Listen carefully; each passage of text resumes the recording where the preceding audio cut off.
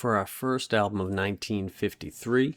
This was actually recorded in September of 1952. This is Stan Kenton, whom I've never heard of, with New Concepts of Artistry in Rhythm. This is a big band album, so a bit of a throwback, and this is number 2068 on the list. So Stan Kenton was another pianist, which makes sense. You can compose well on a piano more so than on a brass instrument, I suppose.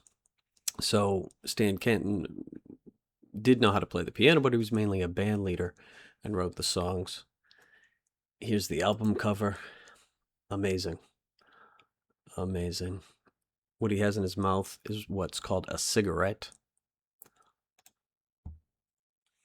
So this album opens with I think it's sort of a famous spoken word called prologue. This is an orchestra, ! Where he explains how the music is created, and he introduces all the band members and lets them play little solos. So this whole section is in the same verbose style as the title of the album.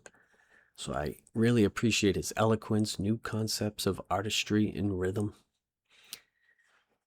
The album itself, it sounds like mid-century modern big band. So it sounds like futuristic, like I guess retro-futuristic for that time.